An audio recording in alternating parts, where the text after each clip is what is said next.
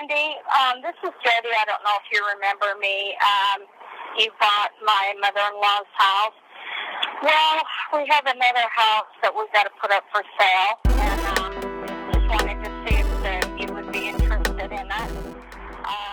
If you could. I got a voicemail from a seller who I'd worked with previously, and she said, hey, I don't know if you'd be interested, but my mom's got a house for sale. Before I went to my actual appointment and working with these sellers, I had to do some what I call pre-work. I had to look at the property, I had to look at the neighborhood around the property, I had to determine what I felt this property was worth, so I knew going into it what I could offer these sellers. I like to know that stuff before I go in there, so that when I go in there, I can forget the numbers and basically just focus 100% on those sellers. And that's exactly what I did. So it looks like this house is owned free and clear, and they've owned it for a long time. Cool. I like that. The second thing I need to know was, what were houses selling for in that area that were like that? The comparable properties. So I pulled up the stuff on the MLS, and I saw what other properties comparable to this one were selling for. So that gave me an idea of the after repaired value. Smaller square footage is a short sale, 152 is what they want. Built in 63, it's a tri-multi. That's kind of ugly. So our house is, I'd say our house is better than that. And created a little file called, I call it Debbie House. This is the house that I was just pulling comparables on. Inside this file, I have the tax data. This is good for people that think, no, I think my house is bigger than that. You can show them here. Then I've got also prepared some comparables for them. I've got some houses that are inexpensive in the area that were sold. The fixed up sales go from 150, depending on the condition, to 172. So then I can start doing the reverse math with them there. The next thing I needed to know was, what's the condition of this property? And I wouldn't know that until I actually went on the ground with the property and looked at it. I'm gonna go have a look at the house because I need to understand the condition of the house. But more importantly, build rapport again with Jody and with Wayne and figure out what is they feel like their mom needs to do. The best thing for their mom. Because they are the ones that are gonna convince their mom to do it primarily. But I do not plan on talking any numbers today with Jody and Wayne. I'm not gonna try to make any decisions today because I know there can't be any decisions made. Decisions made by their mom. So I'm gonna understand what they feel like they need. I'm gonna see if I can get in front of their mom, and that's it. That's the goal for today. How are you? Good. How You you doing, remember Jody? me now? I do.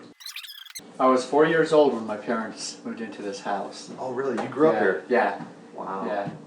So for the first 10 or 15 minutes, we're walking around the house together, and I'm having them show me all the things about the house that they remember and any repairs that needed to happen. You can show me around, and then we can maybe just talk about the situation and your mom and what she's trying to do.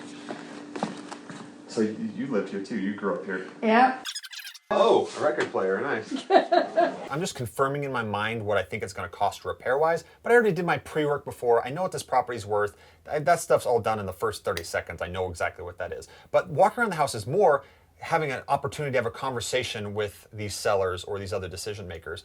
So I just want the time, so the time it takes to walk around the house, I'm able to ask them a lot of questions. And as I'm asking questions, I'm filling in this puzzle almost of like, what's going on? What's this full situation? We don't want the hassle of renters and everything, and we want to sell the house to help care for my mom because she's in rehab. My mom had a stroke. We all sat down together in the living room and we started talking more about specifics of what needed to happen with this house. Now, I knew I did not want to talk about numbers. I specifically did not want to talk numbers with them. Why? Because they're not the decision makers. I specifically wanted to just find out all the information surrounding the house so that I could then get to the decision maker with them. So I said, when can we do that? They scheduled it for later that day. We are reconvening back with Dorothy. So what I learned about Dorothy though, she's a real penny pincher. She counts the nickels and dimes. She wants the receipt back. So she's probably gonna need to be one that's convinced with the numbers. Might need to show her why her house is worth what I think it's worth. I'm gonna go in there and try to get it for 110, 115 or less. Here we go, come on Dorothy. How do you build rapport with a lady that's just had a stroke that's like an old grandma? I'll figure something out.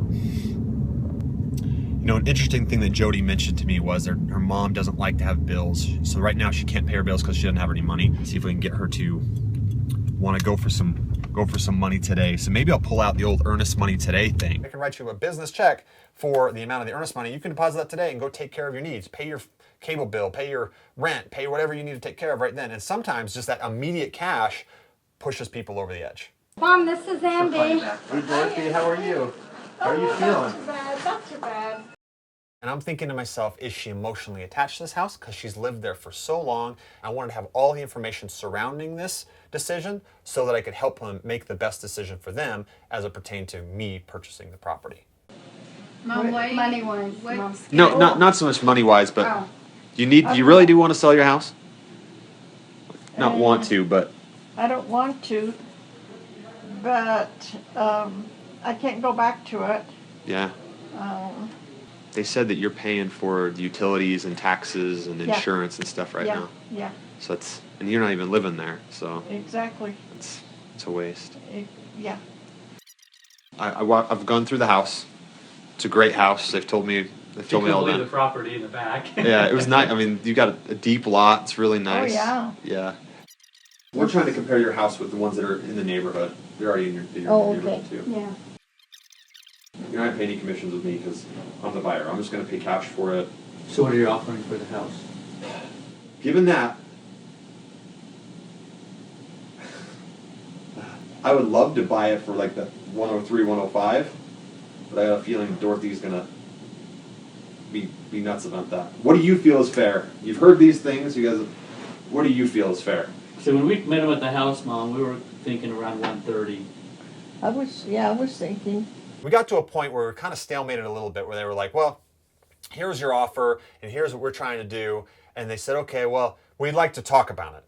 So I said, okay, well, why don't we, because I didn't want to leave for the day to let them talk about it. So I said this, I said, look, why don't I just get up and let you guys talk about it, and I'll just step outside. And I don't think they were expecting that, but they said, oh, I guess we can do that, right? And I waited probably about like 10, 15 minutes. And then they came back out and got me, went back in, and... I'm going to try for this, Sandy. How about 15? She really wants 115 for it. Do I have to give you $5,000 today? No, No, it's up to you, No. whichever way you want to do it. no, you don't have to give us any money today. She would like. Really? Yeah. Yeah. Because she's fine as far as with her living here, and she still gets her SSI check, so that's how she's paying her bills and stuff like that. Okay. Yeah. Dorothy, Yeah. is that going to make you happy? The 15? Yeah. Yeah. Are you okay? I'm okay with it. Yeah, I'm okay with it.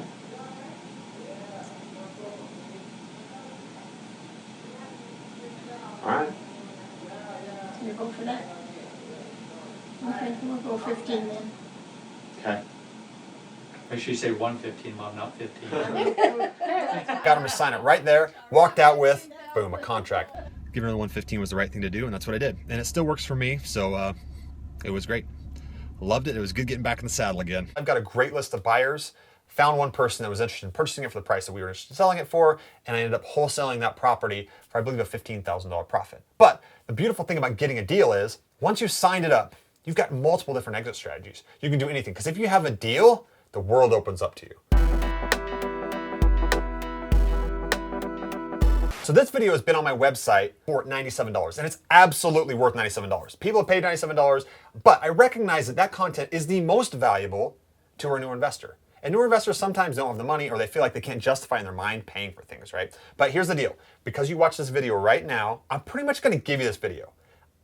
I'm going to drop the price to, I mean, on the website it's still $97, but if you click the link beneath this video, that link will automatically apply a promo code, which gets you this video for $7. $7. You're gonna get this video for $7. Now you think, Andy, well, $7, why are you doing that? Why don't you just give it to me for free? Here's what I know. Anybody that doesn't pay for something doesn't pay attention. You need to pay something. $7 is like the minimum I can give it to you for, so that you actually pay attention to that content. Think of it this way. I get people all the time like, hey, Andy, can I pick your brain? Can I buy you lunch, right? Do you think it would be worth it to buy me a $7 lunch to have this experience of going with me on this seller negotiation? Yes. Now, if you think of it that way, this is your way of buying me lunch. You pay $7 and buy me lunch, and you're going to come with me as a fly on the wall for this whole extremely valuable experience. So you want to buy me lunch?